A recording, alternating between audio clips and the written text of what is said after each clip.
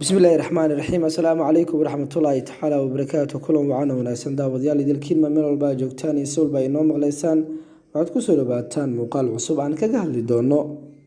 شخصي دوني بري ياريهان ديديان دروغبا يا سمير نصري وأوغوريو ذي عابق كورونا فيروس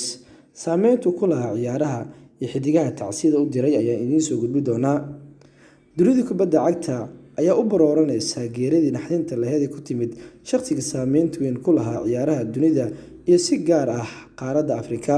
kaas si degdeg ah ugu guuriyooday xanuunka coronavirus xilli uu booqanayo wadankiisa Senegal.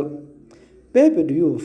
oo ahaa madaxweynihii hore kooxda kubadda cagta Faransiiska ee Marseille sidoo kalena ahaa wariye caan ayaa uu shaqsiga dunida baray halyeeyga Ivory Coast ee Didier Drogba iyo ciyaartooy kale oo kamid yahay Samir Nasri. Diouf ayaa sabtidii la dhigay isbitaal ku yaala magaalada Dakar ee dhaca dalka Senegal markii uu ku soo booday xanuunka coronavirus waxayna eheladiisa ay isku dayeen inay u qaadaan wadanka Faransiiska oo haystay dhalasho wadankaas ah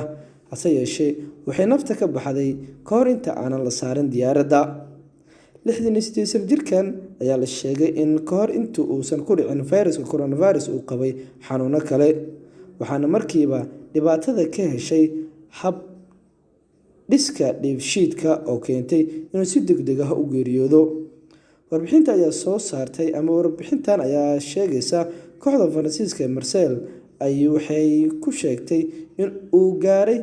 war murugo leh oo weyn taasoo ahayd inuu geeriyooday madaxweynihii hore ee Pepe Diouf oo ka mid ahaa dadkii ugu wanaagsanaa taariikhda kooxdan waxayna tacsiid tiiraanyo loogu direen qoyska iyo dadkii jeclaa. Diouf oo ahaa madaxweynihii Marseille sanadihii 2005 ilaa 2009 wuxuuna xilka kala wareegay Jean-Claude Zarian muddadii 4 sanadood ee xilku u hayay madaxweynaha kooxdan Marseille waxay u dhaxaysay boosaska 2 ilaa 5 hase yeeshee markuu ka tagay waxay u dhacday kaalmaha ugu hooseeya. Marka laga yimaado kooxda Marseille, Diouf wuxuu saameyn badan ku lahaa ciyaaraha kale ee caadiga ah wuxuu dunida keenay halyeey magacyadooda weyn oo wakiil u ahaa kuwaas oo ka soo qaaday qaaradda Yurub keenana qaaradda Yurub.